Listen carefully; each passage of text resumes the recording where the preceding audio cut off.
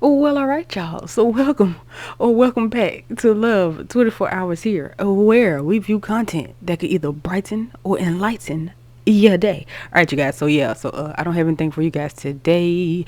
I will be dropping some new things on you guys, maybe in the next, maybe not the next video, but maybe the one after that, I believe. But other than that, I don't have anything today. So shout out to the whole entire Love Tribe. All right. So without further ado, let's just go ahead and jump straight into the video.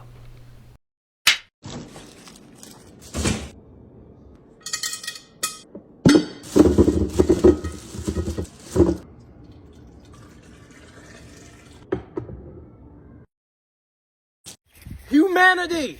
I told the world I would do it. I told the world I would do it. And I am doing it. I am on track to build the world's very first solar-powered, continuous, microwave, pyrolysis reactor, and we got all the solar panels. This machine here will take plastic waste and harness the rays of the sun to destroy every trace of plastic and microplastics, while at the same time making fuel that can go in gasoline and diesel engines without modification for a price of less than $1 a gallon, thanks to these solar panels. Not over. I need your help. I need every last one of you to help me. We need all the other solar components like batteries, controllers, inverters, cables, and mounts. I need $16,000. We have already raised a third of that. We're at $6,000. Thank you to everybody who has donated so much. And let's get that last 10,000 pushed through so we can get this system up and running ASAP. You can see that I'm in for the work. I'm ready for the hard work, and I've been doing the hard work. And this is really just the beginning. Let's go. And I'm finna say something that probably nobody's ever said on the internet. The largest pyramids in Egypt or in Africa are under the sand in the desert. There are pyramids larger than the ones in Giza under the sand. Then there's people who blatantly trying to hide this. There is evidence of a lost society because there's this glass that they find in the Sahara Desert. It's a green tinted glass that can only be made from nuclear explosions. What's called a Hyksos Sphinx. It's in the Cairo Museum. You can see the work in the granite, right? They're showing you the ribs of this animal through like reflections of light, like right, clearly well polished, beautiful work into the stone, and then it's just been brutishly kind of chiseled into by this writing. The technology in the writing doesn't match the technology used to make the object itself. Like that's just, I think that becomes an undeniable fact that once you see that and you realize it and you start looking at a lot of these ancient Egyptian artifacts, you can really notice it. And it's like, man, okay, so how much, if we're dating and relating everything by the writing, and we're putting these objects into the story of history by the writing, and the writing doesn't remotely match the technology that's used to make the object itself, how can we say that that object was made at the time of the writing? The writing came later. Right. So we don't know when these things were originally made. Show you an 18-second recording, which he has given me permission to use. Oh, wow. 18 seconds, he drops it into another language. Has it been translated since? Not translated, but I have given it to, and I can't even say the person who has somewhat validated it because he didn't want to be on public record. He's a professor of ancient linguistics, but when he found out the context of where I got it from, he's like, career suicide. My name cannot go, because it's spiritual. Yeah, right. So I'll let you listen to it first. Yeah, cool. And just...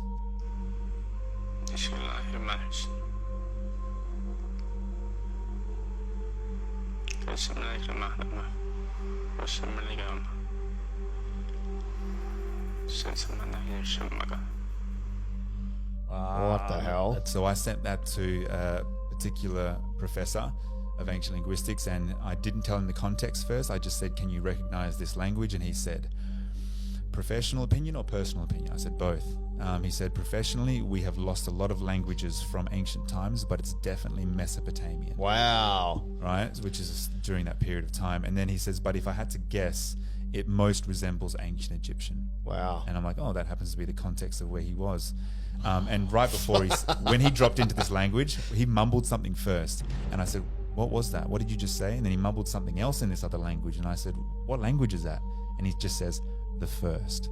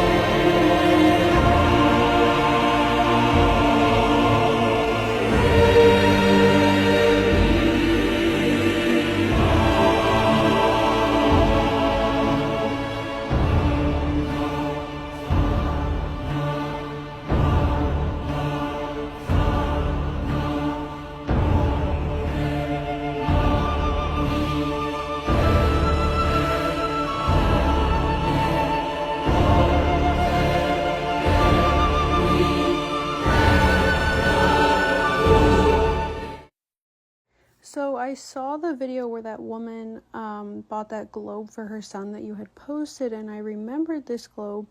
This was my grandmother's father's. It says it's made in Italy. I don't know when it was made, but she passed it down to me. And I was like, oh, well, why not check it out? And sure enough, Tartaria right there.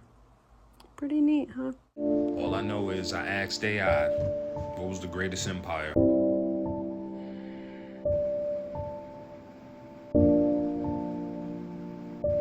But I didn't make the map. Tartaria. I don't make this stuff up.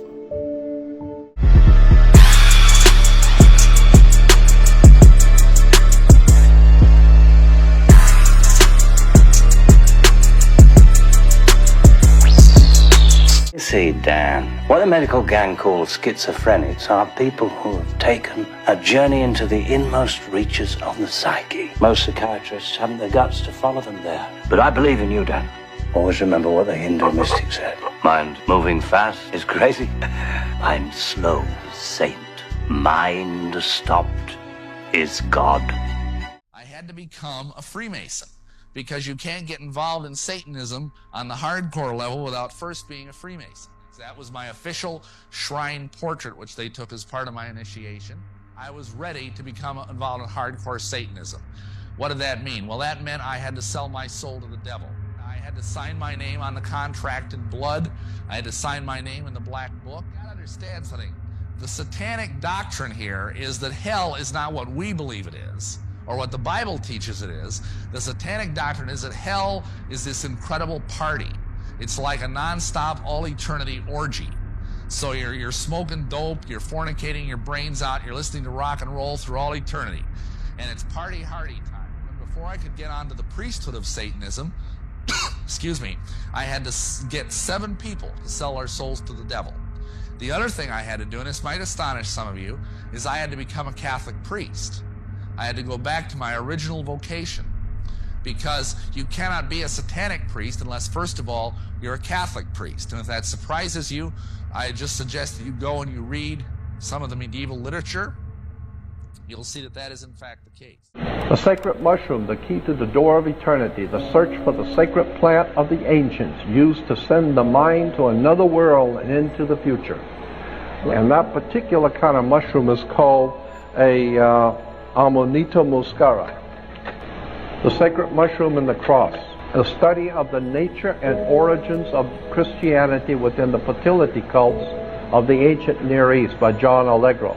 John Allegro was the number 3 man appointed by the state of Israel, England, and America in charge of the Dead Sea Scrolls. The top 3 men that were picked in the beginning were all fired because of what they said was in the Dead Sea Scrolls that was not supposed to be said. All 3 men were fired. Here in the catacombs of Rome, under the Vatican, you will find paintings in the old catacombs of the Amanita muscara being the sacred tree of knowledge of good and evil. I've often wondered, see, because the mushrooms were a hallucinogenic drug. And I've often wondered, is that why they call the priest high priest? The magic mushroom, from all indication, is a sincerely important discovery that was made in the ancient and prehistoric world. This stuff works. They don't want our children, they don't want any American children to know these stories, to know these truths. They don't want them to know. Tuskegee syphilis, that's as far as we go. Yeah. And that was child's play compared to what was done. J. Marion Sims, the same man who experimented on all of these women, also accused enslaved Africans, accused them for the fact that the children have what we now know as neonatal tetanus. He called it Trismus nascentium, just made up something, but it's neonatal tetanus. Tetanus derives from manure. The likely cause of it because of the proximity enslaved Africans were to animal stables. But people like him caused because of where they had to sleep. But he said it was because of their indecency of their parents. So he decided he was going to try to correct it with a shoemaker's awl. And it is a pointed object that they poke holes in leather with. Every child that was born attempted to reshape their heads and had a 100% fatality rate, killed every single child. Imagine what it must have been like. And they had a statue of him until 2018 when Harriet Washington, myself, and others said, you're gonna move that from Central Park. Central Park had J. Marion Sims. It's now at his grave, but it stood there until 2018. He was a monster. This guy's breakdown of what the Matrix really is very accurate. Yeah, you need to escape the Matrix, but escaping the Matrix is not what you think it is, so I'm going to tell you exactly what it is in this video, so stay to the end, because it's the most informative video you're going to see today. What you need to realize that escaping the Matrix, quote unquote, it's so cliche nowadays, I literally hate saying it. It's not about just getting rich, it's not about just making a bunch of money, it's about liberating yourself mentally. Getting rid of the shackles that you've placed upon yourself, that you think about every single day. 1, the limiting beliefs that you have. 2, your inability to be present. The present moment is everything. It's all we'll ever experience, but you're constantly putting yourself in moments that don't exist, like the past and the future, worrying yourself, making yourself anxious. This is never going to get you to where you want to be. So no, escaping the Matrix isn't having a fuck ton of money or having a bunch of cool cars. Escaping the Matrix is being able to wake up every day and live peacefully throughout your day. Having money helps, and having clarity over what you want to do to make money helps. So I decided I'm going to host an absolutely free Zoom call on Sunday. Be there on how you guys can start to liberate yourself mentally. Because then once you do that, the money comes a whole lot easier. All right, here's the buffet. Just gotta wait now. It's not gonna take long. Here we are. Oh fuck, dude, they're already coming. Oh, they already know, bro. They already know. Oh, they already know. Oh shit! Oh shit! Oh my god!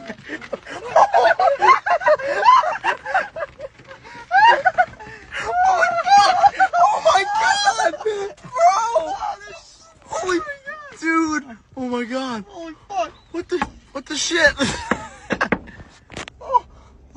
You're gonna die today, Jake. Don't open it!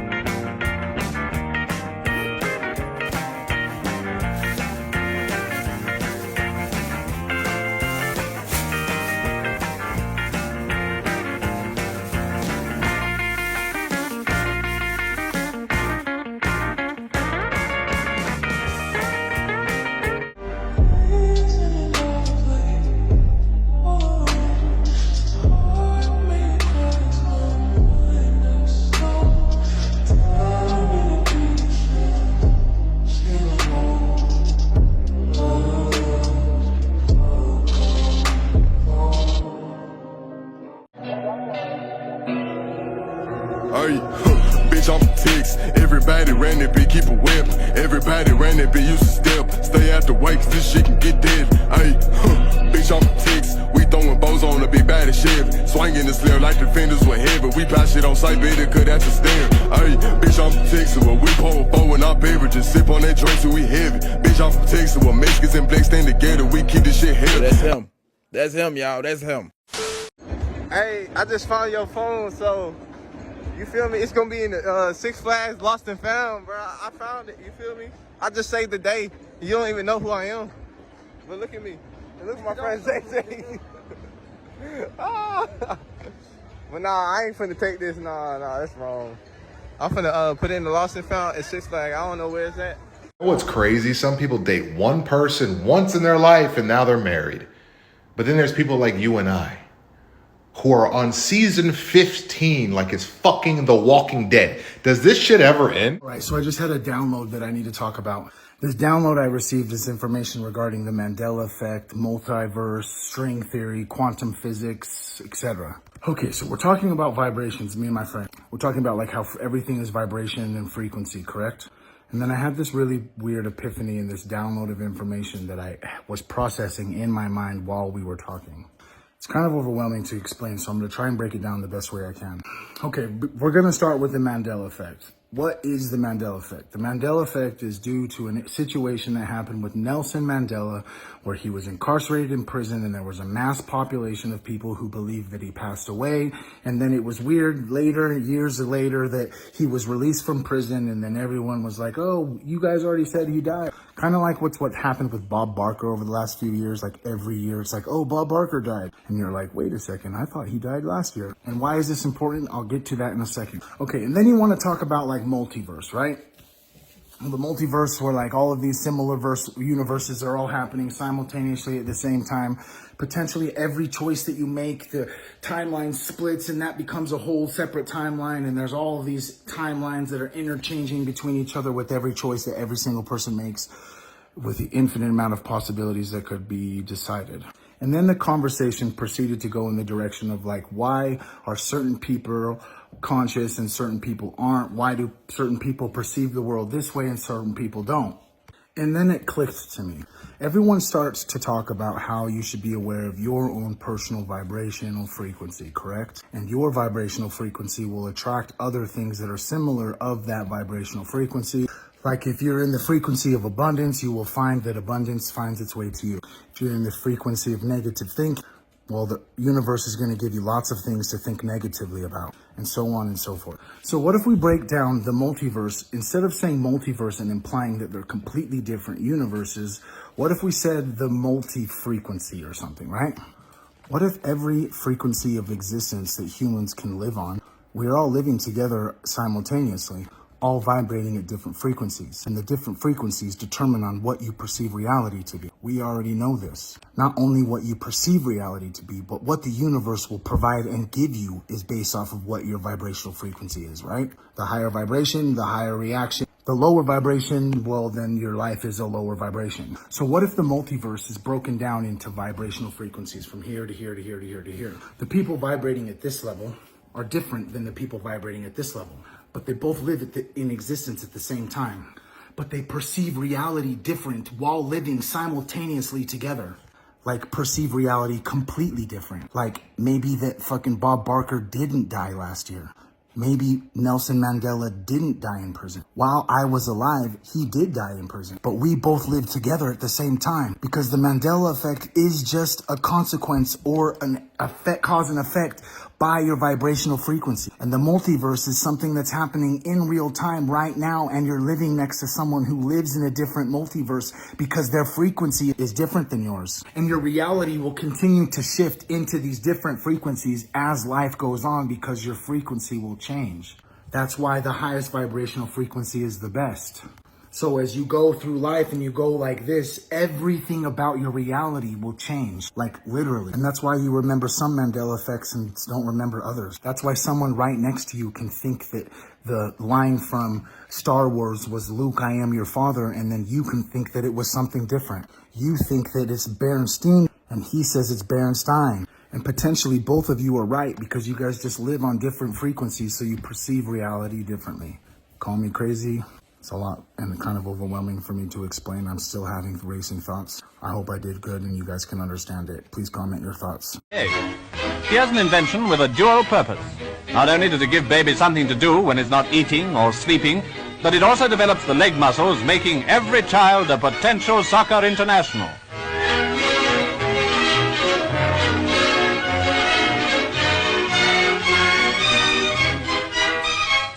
Incidentally, the idea is a great boon to parents, for the infant, having got incredibly bored with the treadmill, takes refuge in sleep. Bob, given what you've been saying, what is the purpose of our playing here? What are we here for? Well, that's absurdly easy. And I say absurd because it's so apparent once you begin to look at it with what I call a different overview, from another perspective. Look at it. It's best described as you come here as a vortex of energy, and I might add as an alien to this Earth life system. You don't belong here, so you try to change it. Humans try to change it. They don't like the way trees are planted, so they plant them in rows when this system says do it this way, and they want it a nice straight. That's typical of humankind.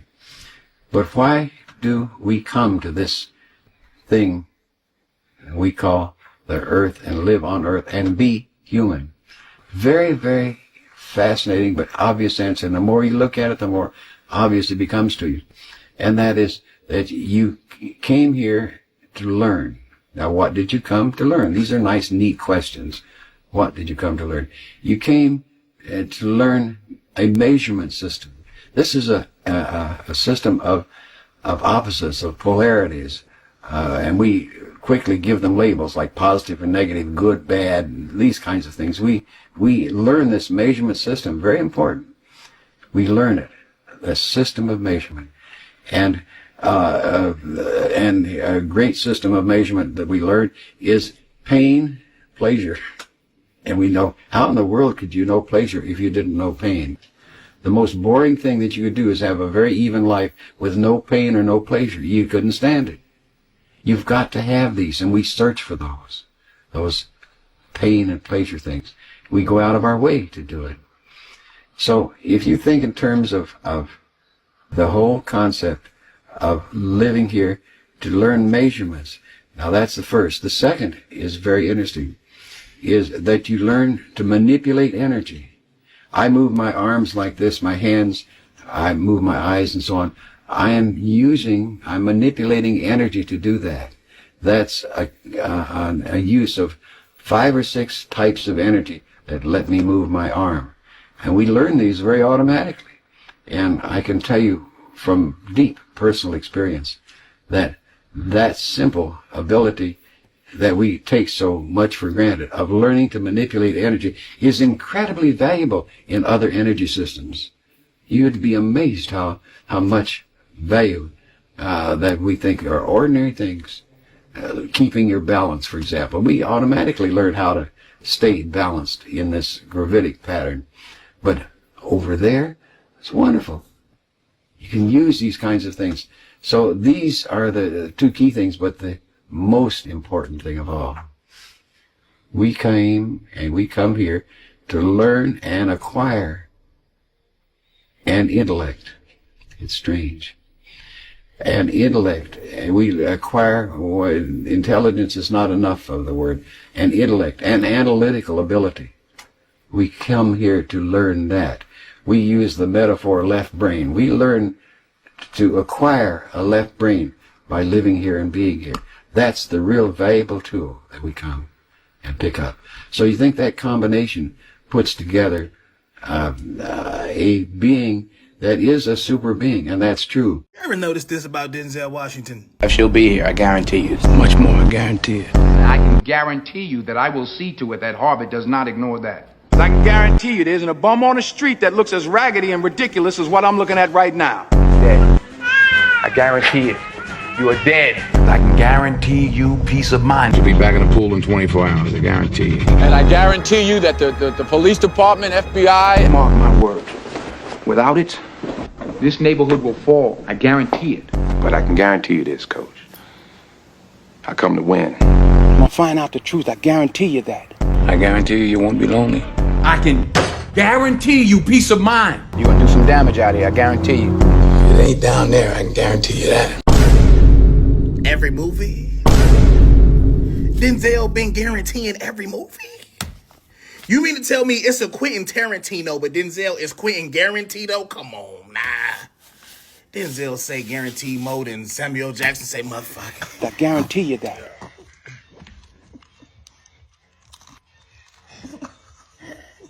Hi, Mommy. Thank you.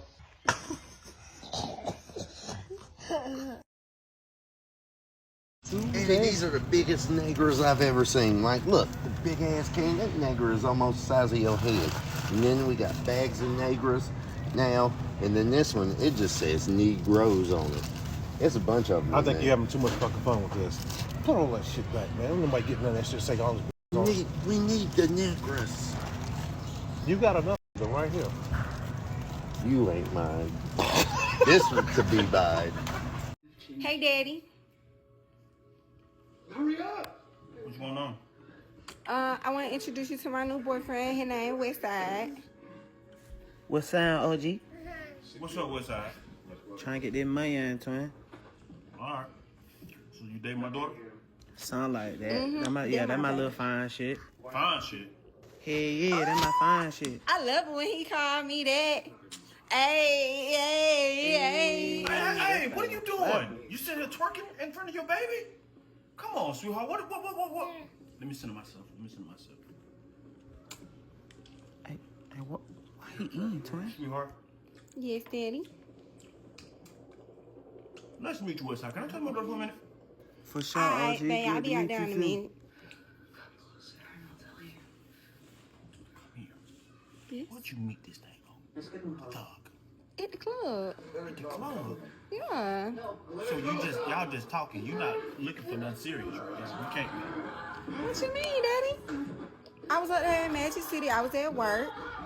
And he came in and he was throwing it for real. You better find love in the club. Why not?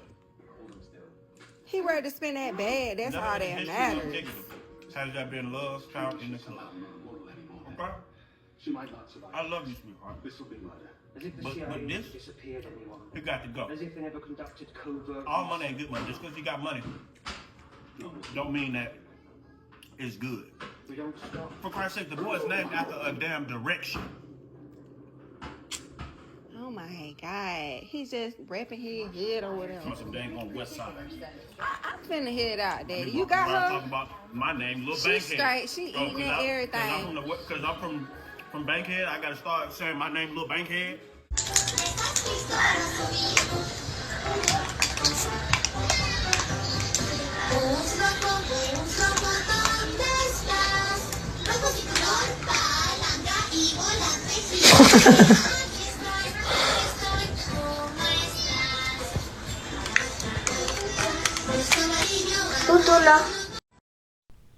Alright, you guys, so thank you for joining me again for another one, and I hope you enjoy the rest of your day or night or evening or whatever, and until the next video, peace out.